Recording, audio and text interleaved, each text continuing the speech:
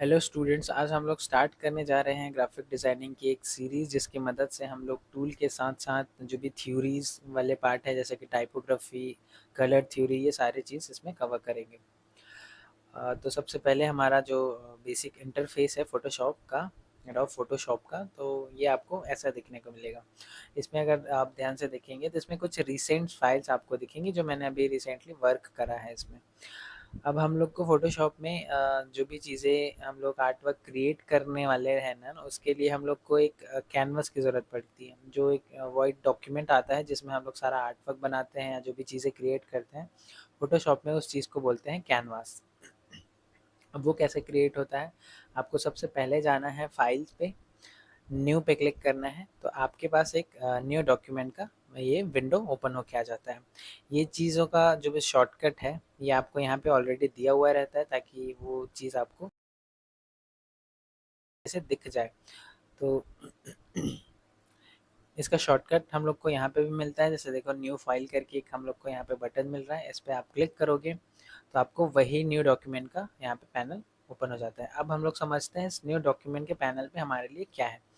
अब ये जो न्यू डॉक्यूमेंट है ना, ये पूरा आपका वही कैनवास की प्रॉपर्टी सेट करता है या एज अ इनपुट आपसे लेता है, जो आप कैनवास का हाइट, वेट, कितने उसमें पिक्सल वैल्यूज़ होंगे, ये सारी चीज़ें। तो हम लोग एक बार ये देख लेते हैं। अब इसमें अगर लेफ़्ट साइड की तरफ आप ध्यान देंगे तो इन टैब्स में अलग अलग साइज़ के प्रीसेट्स हैं। जैसे कुछ अगर फ़ोटो से रिलेटेड कोई काम करना चाह रहे हो आप, तो आप ये प्रीसेट साइज़ को ले सकते हो।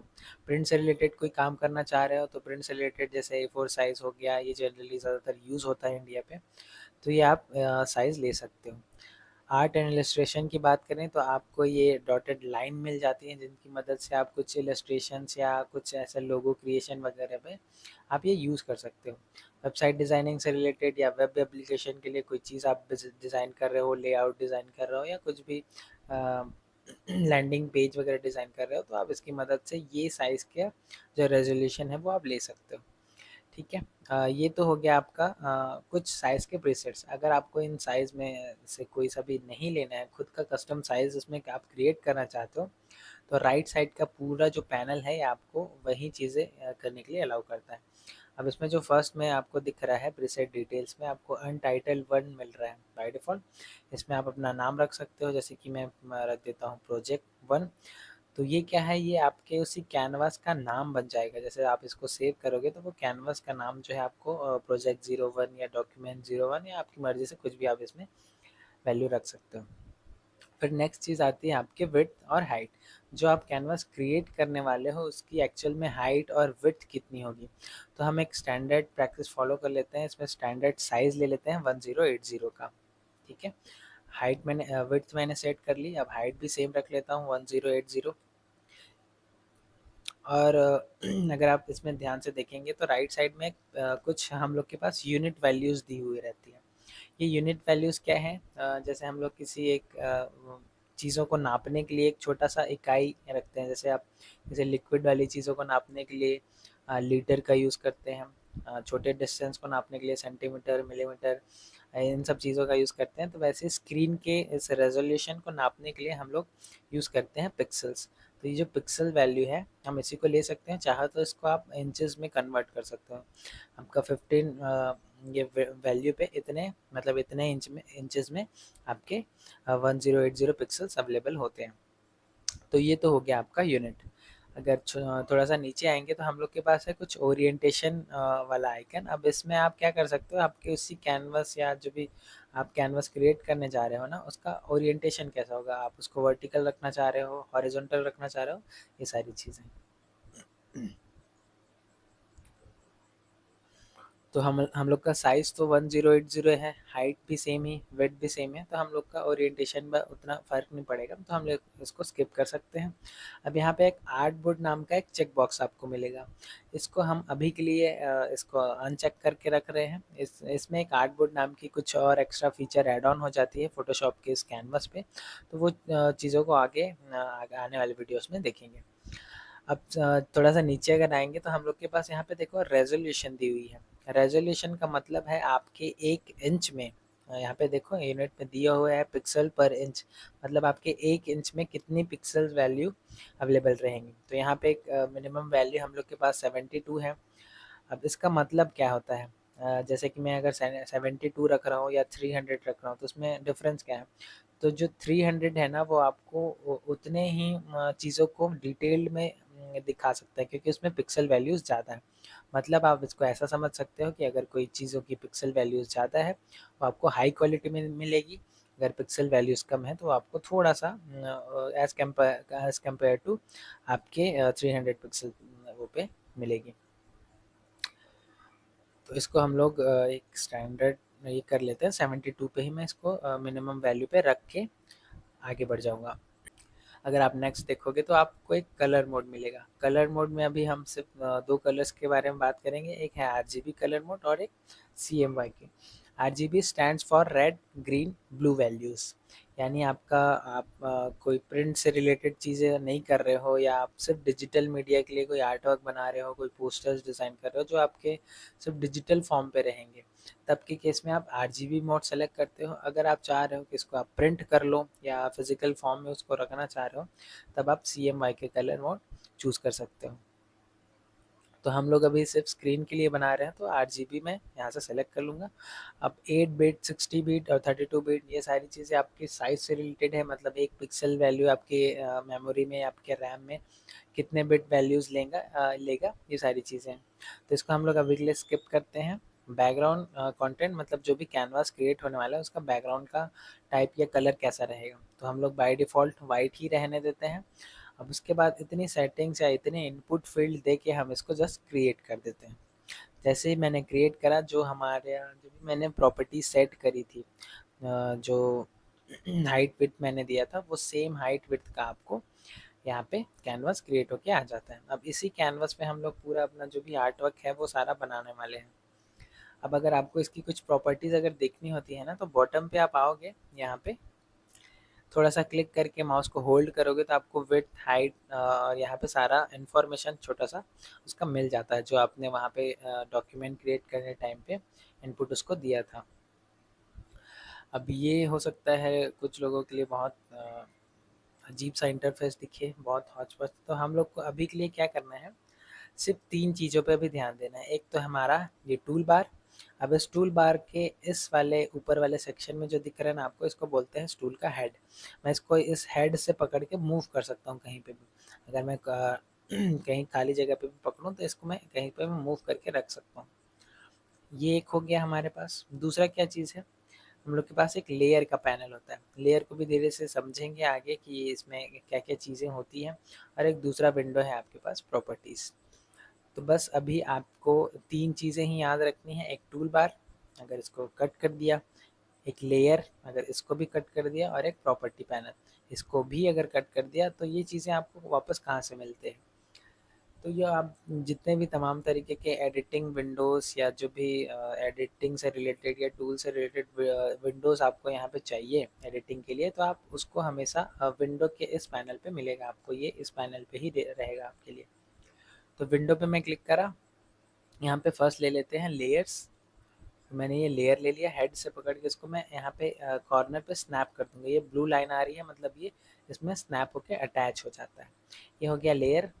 दूसरा चीज़, हम लोग को जो टूल था हमारा, उस टूल की मदद से ही हम लोग बाकी कुछ चीज़ें क्रिएट करेंगे, तो वो तो बहुत ज़रूरी है।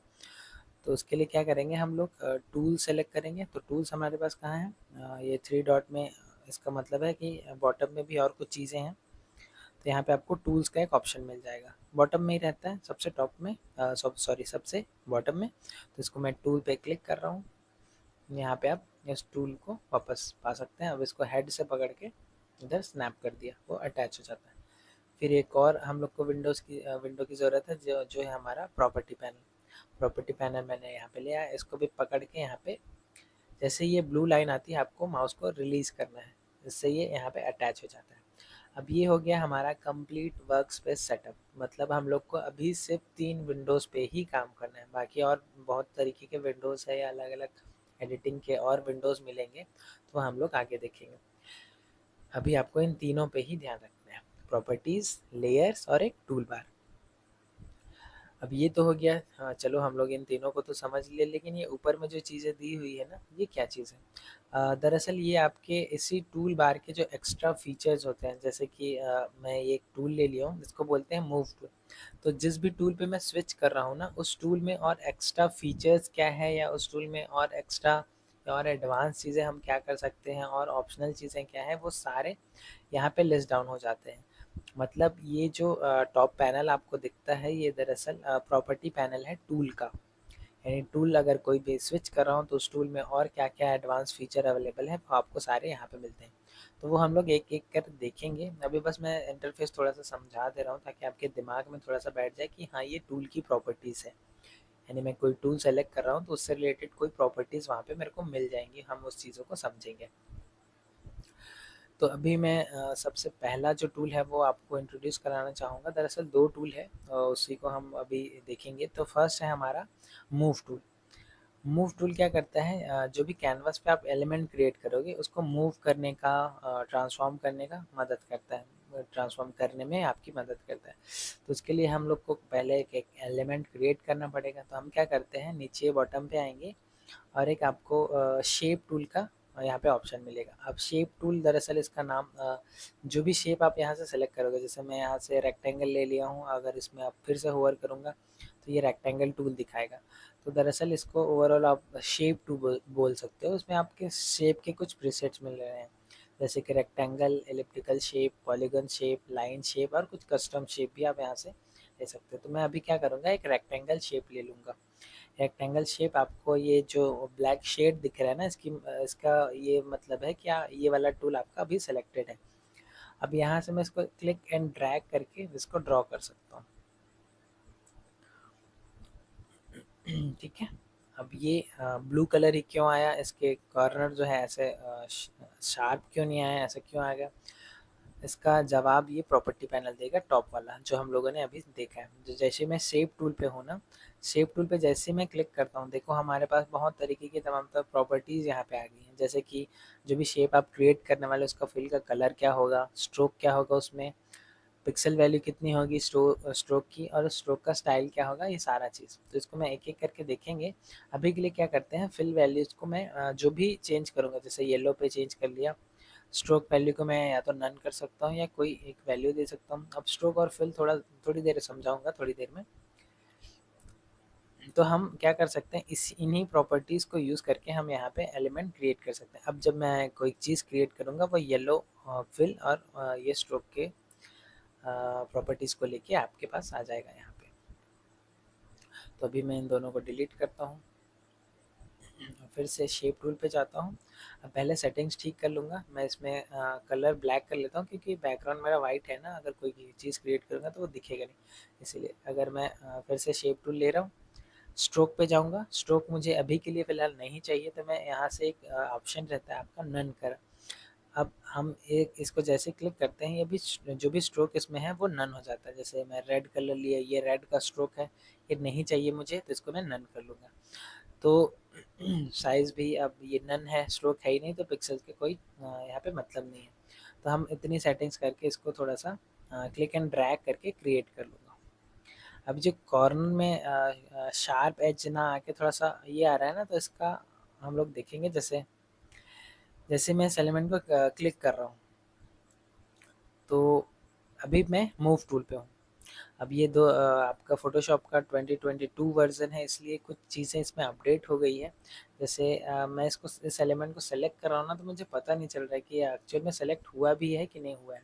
तो इसके लिए एक ऑप्शन आपको मूव टूल में मिलेगा। जैसे मूव टूल पे हूँ, तो मूव टूल के टॉप पैनल पे आपको मूव टूल की कुछ एक्स्ट्रा प्रॉपर्टीज़ मिलेंगी। जैसे कि यहाँ पे आपको एक ट्रांसफॉर्म हैंडल का बटन मिलेगा। जैसे इसको आप क्लिक करते हो, आपका जो भी एलिमेंट आप क्लिक करोगे, उसमें ऐसे ट्रांसफॉर्म हैंडल आ जाएंगे आपके।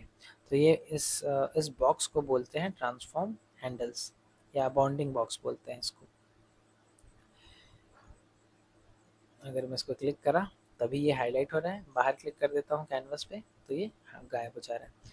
इस पे क्लिक करके मैं इस जो बाउंडिंग बॉक्स है, इसकी मदद से मैं इन चीज़ों को ऐसे रीशेप कर सकता हूँ, इसको स्केल डाउन, स्केल अप। अब ये एक रेशियो पे हो रहा है, मतलब हाइट अगर बढ़ा रहा हूँ तो विड्थ भी बढ़ रहा है, विड्थ अगर विड्थ बढ़ा रहा हूँ तो हाइट भी बढ़ रहा है। तो एक फ़ोटोशॉप का फीचर है कि आप क्या कर सकते हो, rectangle tool low, click and drag करो, एक रेक्टेंगल बन गया। अब मुझे चाहिए कि मैं जो रेक्टेंगल बनाऊँ ना वो शार्प एज का होना चाहिए। तो ये जो आपको छोटे-छोटे और पॉइंट्स दिख रहे हैं इस ट्रांसफॉर्म हैंडल के अंदर पे, यहाँ पे जो छोटे-छोटे पॉइंट्स हैं ना जहाँ पे मेरा कर्सर दिख रहा है, इसको आप पकड़ के क्लिक एंड ड्रैग करके इसके कर्व को और बढ़ा या घटा सकते हो। तो मैं कर्व को एक्यूरेट 0 रख दिया, अब ये मेरा शार्प एज बन गया।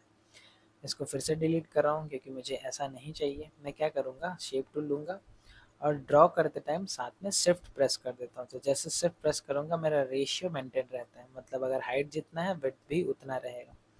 इसको मैं इतना करके रिलीज़ कर देता हूँ। शार्प एज मुझे चाहिए तो मैं इसको 0 कर दूँगा। मूव टूल पे जाऊँगा इस एलिमेंट को मूव करने के लिए।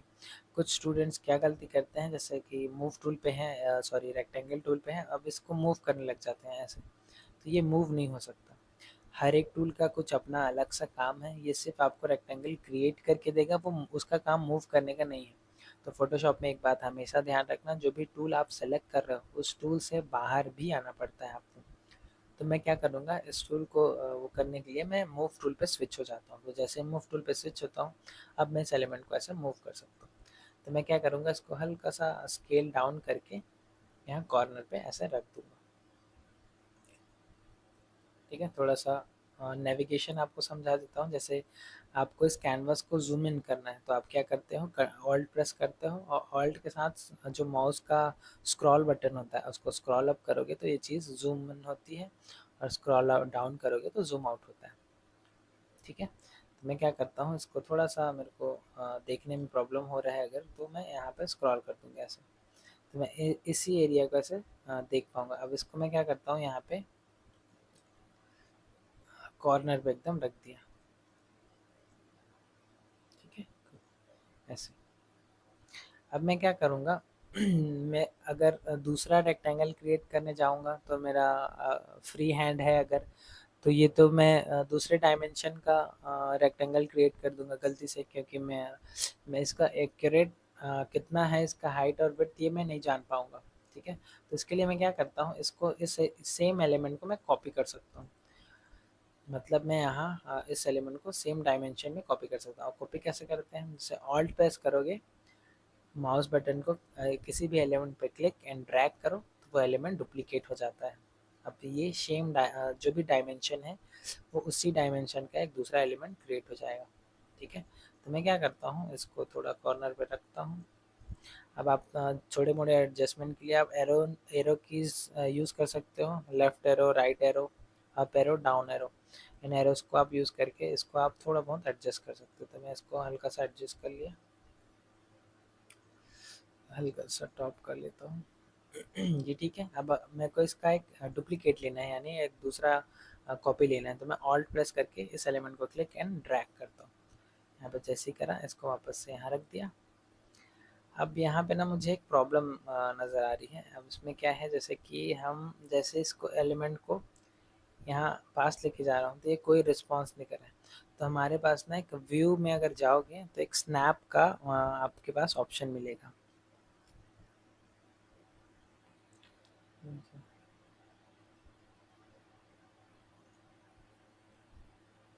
तो ये स्नैप जैसे ऑन रहता है, छोड़ो, तो मैं क्या करूँगा, इस एलिमेंट को क्लिक एंड ड्रैग करके यहाँ पे ले जाऊँगा, यहाँ पे स्नैप करके छोड़ दूँगा। अब जैसे इस एलिमेंट को क्रिएट करता हूँ तो यहाँ प्रॉपर्टी पैनल पे अगर आप ध्यान दोगे तो कुछ चेंजेस हो रहे हैं इसमें। अभी चेंजेस क्या हैं, जैसे मैं किसी एलिमेंट को क्लिक कर रहा हूँ तो उस एलिमेंट से रिलेटेड जितनी भी प्रॉपर्टीज़ अवेलेबल है या जितनी भी प्रॉपर्टीज़ है वो यहाँ लोड हो जाती है।